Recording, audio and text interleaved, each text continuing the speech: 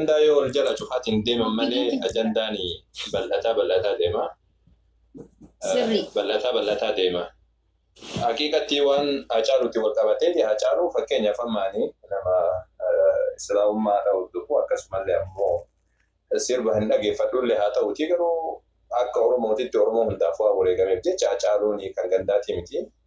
Nama hin jaaladhu. Maaliif jaaladha? Waan inni sirbuufi miti. Isinii galee waan inni sirbuufi miti kan jaaladhu.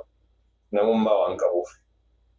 Hacaaluun mucaa goobazii ijoollee yaada gurguddaa qabanii, kan sammuullee qabanii, kan dhiphina gandummaatiin hin saaxilamin, kan ani ebaluudha hin jedhin bakka hundatti deemeetiin Muslimaa fi Kiristaanaa osoo hin jedhin saba Oromoo bira dhaabbachuu ture. Waan danda'uun sagalee ta'ee fi erga sana ammoo osoo nuti agarru nu afuutti wareegan. Nuti ani fakkeenyaaf amma an sirban deeggaru hin beektan hundi keessanuu laakiin ammoo sirba isaatiif miti. Inni dasne jedhuu fi sababa jagnummaa isaatiif. Hacaaluun kan Shawaatii miti, kan Arsiitii miti, kan Maaliitiillee miti. Nama asiin dura dubbachuma ture. Nama gandee gandumatti deebisa. Sun gandaayyoo warra jitan aadaa keessan. Gandee gandatti deebisa garuu nama intarnaashinaala ta'e. Nama akka addunyaatittuu beekamu gadi deebistanii gandaayyoo arrabsitan ammoo sun hin eeyyamamu. Isa akkasii san keessa hin jirtu. Amma ammoo wanni isin hin jedhanii yoo namni jiraate namni akkas jedhu yoo jiraate nuti hundi keenya irratti duulla. Ijoollee Shawaa qofaa miti, ijoollee Muslimaa qofaa miti, Kiristaana qofaa miti, hundi keenya waan jennu ni jennaani mucaa akkas godhessanii yoo jiraate mucaan sun haadhu. Haqiiqatti ammoo ani wanna hin arginelleedha. Inni kana nama arrabsee hin argine, nama isa tokko illee hin argine. Ijoollee mata ajandaa godhatee asirratti tokko arge malee arrabsame jedhan malee eenyu akka arrabsee fi amma yoo jiraate. Gaafiin hangaa fadhee kana haa fidan ilaali. Ajandaan kun isa duubaanii akka yaadutti gaafa jaarraa abbaa gadaatis fi waaqa guutuu abbaa jifaar arrabsan ijoolleen arrabsan suni viidiyoon nuti amma maa arrabsan kan jennu heddumaate malee ijoolleen arrabsame tiktaa kanarra deemaa jirtu gaafa san wallaahi warra arrabsee qabnee deemuu turre namni hedduu warra arrabse san arrabsuu ture abaaruu ture jechuudha. Har'a garuu warri Hacaaluu arrabsee jechuun hin jiran. Ajandaan kun itti yaadamee qophaa'ee moo uummanni akka wal fixuuf moo ijoolleen arrabseerree eessa jirti? Warri immoo osoo hin argin nuti hundi keenya osoo hin argin yoo ijoolleen jiraatte fidaati akkuma sanitti abaarree tarkaanfii irratti fudhannaa jechuudha. Saniifuu akkasii waliin deemuu dandeenya yookiin immoo ajandaa qophaa'ee nuuf kan nameetu jira jechuudha. Ayyamaa kiccaafaa Wannan jechuun barbaade siif kenna qofas. Okay. Siif kenna kosii qofasiiti. Wannan jechuun barbaade ajandaa kana akkasitti xumuruu dhugaadha. Ajandaa wanna kanaadha waan uummata wal fichiisaa deemu jiru. Waan itti jiran kana namni beekutti hin jiru natti fakkaata. Ijoollee waan beekne gadi baateetiin kun laayivii banatee haasawaa kun laayivii banateetiin haasawaa wanni kun haa dhaabbatu. Waan sabaa dandiigu jiru, waan gandummaadhaaf nu saaxilutti jiru. Wanni kun ajandaa namni qopheesseetiin gadi baasuu jiru. Akka walii galaatiitti ajandaa namni qopheessee gadi baasuu jiru. Namni Hacaaluu arrabsee yoo jiraate namni sun mataan isaatu namni sun mataan isaatu nama ajandaa uummata diinaatiin deemu malee ajandaa kaayyoo ofiitiif yookaan kaayyoo muslimaatiif kan deemu miti. Gandi muslimaalee keessa argatee jiru, gandi kiristaanaalee keessa argatee jiru, gandi waaqeffannaalee keessa argatee jiru ajandaa mataa isaatii waan deemuufi.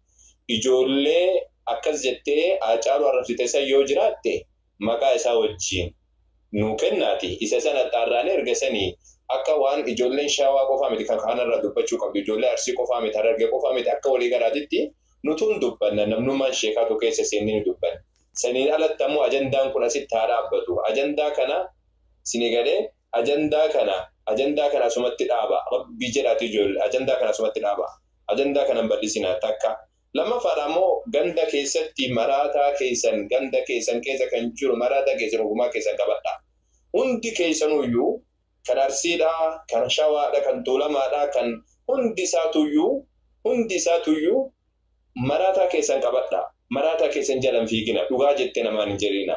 Dhugaa jettanii jalan fiigina. Asiin durallee wanni isin saaxilu ture isa kana. Namni asirratti wal arrabsee kana asiin ajandaa fidaa kana ajandaa asiin godhaa wanni wal arrabsaa turtanii fide sababa kana. Maraataa keessan hin jala fiigdanii ati dhugaa jettee hin jedhinaani. Maraataa ofii dhaabbattu qabataa jira. Waan hin taane dubbatu kan garan allee dubbatu kan garan allee dubbatu asirri hin jirtu jedhaani. Ijoolleen kiristaanaadhaa yoo jiraattanii ijoolleen kiristaanaadhaa kaatanii osoo ijoollee kiristaanaa ta'a afaan baddu ta'a waan hamaa dubbattu ijoollee akkasiitiin waan akkanaa dhaabaa jettanii osoo irra gad dhaabattanii dubbattanii jettanii sila wanni kun akkanatti hin faca'u. Akkasuma ijoollee musliimaallee nama afaan badu yookaan ammoo nama afaan arraba dheeratu dhaabbadhu wanni kun gaariidhaa mitusu jettanii wanni kun sila akkanatti hin bal'atu. Laakiin amma ajandaa keenya nu jala jijjiirtanii masjidni akka hin diigamne osoo jennu masjidni waan masjidaa osoo dubbannu erga sanii hukumaa keessanii kun gar keessan seene kun achiin seene achi boodaan ammoo ajandaa sila musliimii haasawaa jiru guututti jijjiiramee amma gandummatti deebistanii wantoota garaagaraatti gad deebistanii haasawuu jirtan. Rabbiin sodaadhaa ijoollee rabbiin sodaadhaa waan biraa isin hin jedhu. Mee ufa badhaa dhaabbadhaati. Gandummaan keessattuu ammoo wanni amantaanii oofamaa jiru kun sirriidhaa miti. Wanni kun waan sababa dhaabbatu waan nullee galaafatu malee waan sirriitii miti. Dhaabbadhaa. Ajandaa masjidaa irratti qofa xiyyeeffadhaa ijoollee musliimaatiif jedhaan.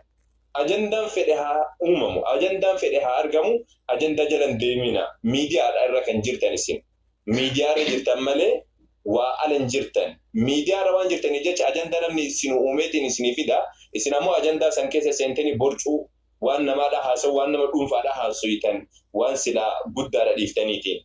Laakiin ammoo wantoota amma ajandaa akka ebaluu arrabsame jedhaniitti olii gad oofan kana isa kana daddafanii jala muranii ofirraa dhiisuudha. Ajandaa masjidaatti deebi'ee ajandaa masjidaadhaa kana sirriitti irratti hojjedhaa. Kan amma wanna kanneen ammoo kan nama qabachuudha. Maraataan gandi hundi isaatu gandi gandummaa qabaachuun rakkoo hin qabdu. Laakiin gandummaa faarsutu rakkoodha malee. Akka waan gandi keessan ganda guddaa wayi ta'e hundi keessanuu hin beeknaa mitisaa. Hundi keessanuu hin beeknaa mitisaa.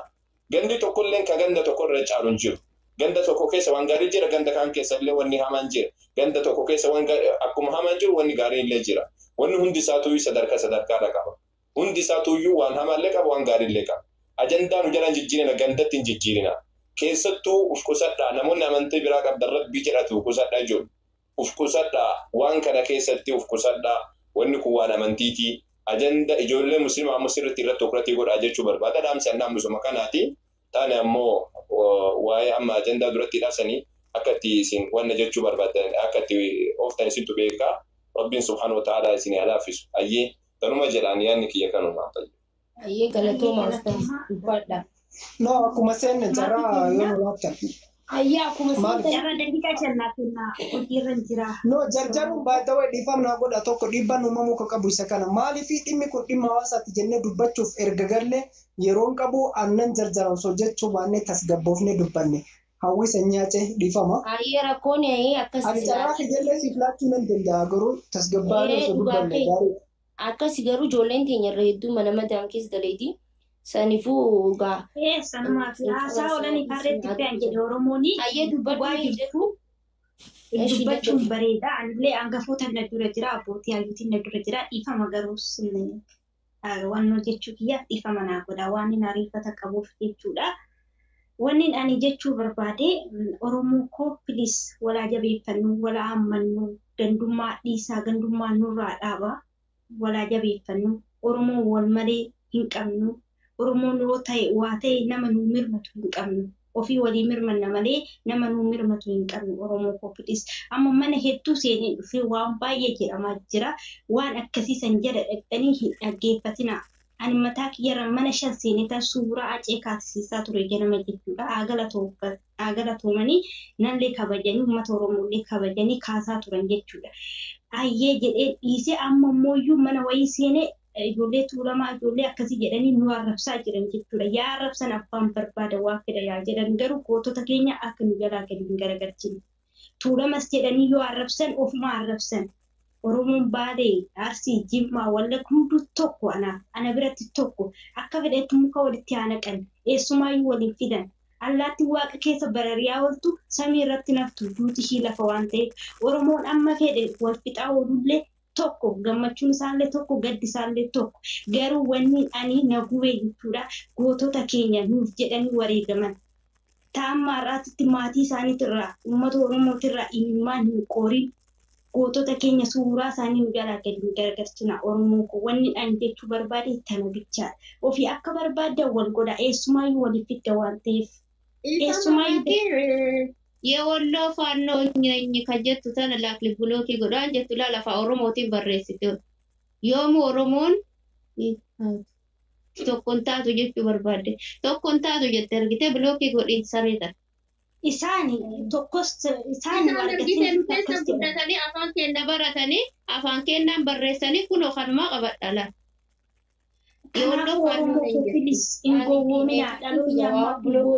warri moodeetaraa tokko xaxxaraa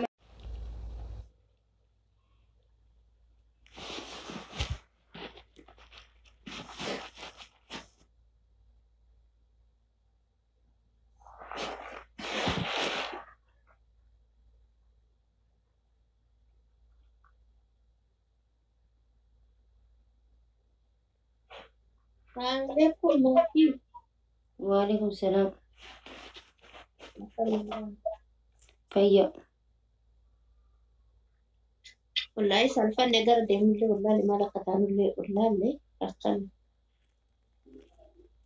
إن أورام ما ترى كونتين قبضو جزء مرنا ما برا ما أمار ما خلا ديماتي نام وفي توكج إسانة غرا متى إسا غرا غلچه كدو اللي كجرو اللي نمو ما تكو تكين غرا غلچه عرب سنيرو مرايو ما إني غرو أرى الله توفيق غرا رب سابر ليس إن شاء الله لا رب سابر ليس هواهم أورام خانة توفيق كفاور السلام عليكم. وعليكم السلام مي أرانا ما ندرج جرامو هنشوني دادي. يوسي فيا بتنجلس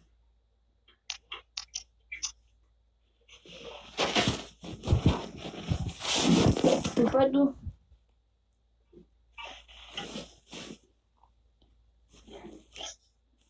أنا أكيد إن شاء الله دبتها جرت دبت والله نم أرسل يوم ميديا خلت لنا بواجد أنا مقام يا أنا والله أنا كخيتي جزء أنا كانت تدبيت أنا كان اللالو والله أورومو وكما نما سنو هاج آلو فكانت تي عرب فوتو إساقرا قرتي أكان يسوقول أن أورومو نتي فكاتو خون نمو أورومو خيستي قدتي وما ديك آلو ما أورومو خيست قدتي وانا كنا دلا جمري أورومو تكو أكان نقول أجي وانا كنا هنا هيادو أبدا والله جن هدو الفاتة هدو وان قوي ميوان تكو جرا warra Hacaaluu arrabsisuuni amma akka beekani haqa yoo dubbanne akkuma kitti warra Hacaaluu arrabsisuun agarree warra suuraa gara galchee agarree addungumaan dubbadhaa garuu warra Hacaaluun arrabsamee jirutu jira tiktaa kanarra gizee ja'anii anis akka nama tokkotti ilma Oromooti arrabsamee waanuma kaniifi akkamitti gara galchee jee miira kee seenee kaleessas dubbachuun ture arras dubbachuun ture mee amma warri kaleessa Hacaaluu takkiin gara galchee irra taa'ee arrabsaa jira warri jettan tiktaakii isaanii maqaa isaanii nu himaame warri agartan viidiyoo isaanis itti arrabsan fida. Anis akkuma kan kee kanatti dhageeffadha waan takkaatu jira ammas birattidha waan takkaatu jira. Ana moonni barbaadu namaa fi arsiif harargee jaan adda baasu ajandaa kana duuba wayitu jira jechuudha. Akka ajandaatti yoo hubanne yoo garuu nama arrabsee agarra jettan viidiyoos fidaa maqaalees fidaa tarkaanfii irra fudhannee tiktaa kanarratti akka isaan saalfatanii ganaafillee Oromoo biratti bikka hin qabne miidiyaa gurguddaa qabna waan taaneef akkasi goonaa jechuudha. Bakka amma arraba dhiisnee viidiyoo dhiisnee namni gisee hedduu karaa furmaataa deemuu qaba. Ijoollee maqaa Hacaaluu gara galchan takka warra mana sanbanate warrumaa akkas godhesan warra kun dila ajandaa kana guguddisee nuti hundi akka irraa dubbannu akka lollu miira keessa seenan godhesanii nama gantuu fi saree akka beektu waan goonuuf mee nutti himaa fidaame. Yoo hin jirre immoo ajandaa kana kan fidee jira jechuudha.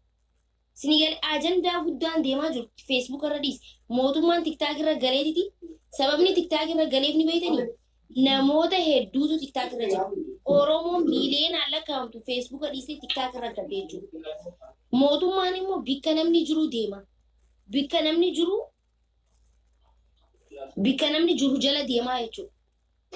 Wanni kuni uummata waliin dha'uudhaaf uummanni ammallee waliin dha'amaa jira, wal barbaadeessaa jira, wal arrabsaa jira, gandatti adda baasee gosatti adda baasee jechuudha. Isin galee mootummaan kun immoo waan kana hedduu jaalata. Yoo jiraate fidaa bikka jiru amma gaaffii kiyya qofan isin gaafadhe. Kanaan waliin deemuu dandeenya. An nama Hacaaluun arrabsamuu miti. Isin galee ni beektan ani waa'ee kiyyaa isin himuu hin danda'u. Garuu ani Oromoon akka waliin dhooyuu dhahamu kan godhaa jiru jira. Wallaahi wabillahi jechuudha. An taa'ee wanni ilaaluu jiru jira. Akka Jawaar Mohaammed taa'ee waa laalu sanitti. Saniifuu warra akkas jeessa mee fidaa koottaa fidaa amma. Dhumatti namni Hacaaluu maaliif hin jeeni beeytanii? Jara keenya. Duraan gisee gootni amma fakkeenyaaf Jaarraa Abbaa Gadaan arrabsamee jira. Waaqoo guutuun arrabsamee jira. Abbaa Jifaar arrabsamee jira. Ka arrabse immoo agarree jira nutis gaafa sanii ijoollee sanas akka dhiifama gaafataman laayif irra finnee akka dhiifama gaafatan laayif irra finnee waa meeqa godhu turre jechuudha. Gisee akkasitti Jaarraan Abbaa Gadaa asiin haaseen Abbaan Jifaar asiin haaseen nuti jiru sagalee teenyaan dhageenye viidiyoon sun akka malee deemaa ture tiktaa kanarra amma warree Hacaaluu arrabsee tiktaa kanarra deemaa hin jiru sagaleen isaanii deemaa hin jiru warra maa arrabsamee jiruutu heddumaata malee warri arrabse sun sagaleen isaanii asirra deemaa hin jirtu jechuudha. Saniifuu ajandaa kana duuba wayiitu jira. Walii haa gallu. Wayiitu jira waan ta'eef yoo viidiyoon kan jiraatu ta'e uummata keenya hundi keessanuu kan kiristaanaatis ta'e kan musliimaatis ta'e kan Oromoo hundaan akka musliimaa akka kiristaanaa dubbachaa jiru akka Oromootiin dubbachaa jira. Ajandaa kana kan fideetu jira jechuudha. Waan xiqqaa kana waan guddaa kana xiqqaa gootanii bira hin darbina. Yoo jiraate please fida amma.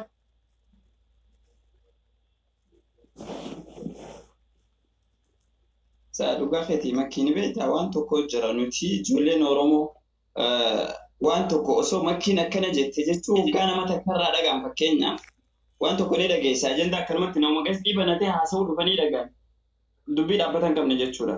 Akkana jee abaloo akkana jee jechuu dhageemi inninis mana isaa banatee osoo nu banne waa'een sun dhugaa fi dhara osoo addaan hin baafanne ka'ee itti xilliqja.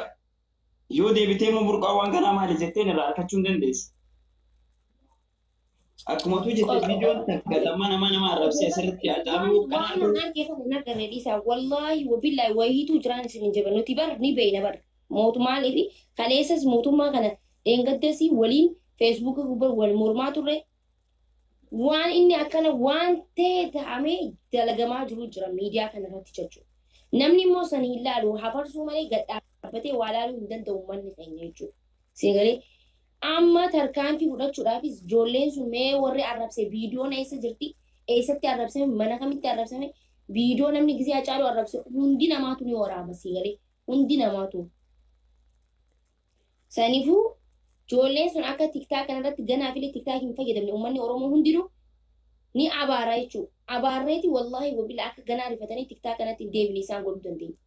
Yoo isaan irratti tarkaan fudhachuu dadhabnellee hundi keenya amantii qabnu ni abaarraa jechuudha. Warra Hacaaluu arrabsee madaa nutti tuqee kana madaa hin goggoone nu tuqee kanaa fi sinigalee miti akkas godhuu dandeenya jechuudha. Jiraannaan fida dhumatti dubbiin warri osoo hin dhagayin garuu anamma osoo hin dhagayin dubbataa jira maaliif namoonni jaaladha Oromoon tun hundi Oromoo warri gabbee Hacaaluu tuqamee jiru kana hunda ni jaaladhaan kabajan qaba. Dubbiin isaanii soba jee osoo hin fudhatinin Hacaaluun arrabsame jee irraa lolaa jira jechuudha. Garuu an akka kiyyatti bikka itti arrabsame sagalee ijoolleen arrabsisan hin dhageenye dirqama immoo dhagahuu qabnaa jechuudha. Yookiin immoo ajandaan kun itti yaadamee ajandaa dalagamee ajandaa kana duuba wayitu duuba jira jechuudha. Hubadhaa dhaloota bubbee ustaanii hin bubbisna ustaanii hin fiigina nuti የፒፒ መጫወቻ አይደለም nuti biltsiginaa nurratti taphachuu hin qabdu isini galee biltsiginaa nu keessa judduu seentee isini galee maallaqa mangistirraa fudhattee nurratti taphachuu hin qabdu nuti xiqqollee ta'u sammuun teenya dalagamuu qabdi nuti sammuun teenya yaaduu qabdi jechuu akka nama yaadutti haa dubbannu please sammuu keessan bilxaxa godhaa yaadaa gis takka takka balaxaxaa sammuu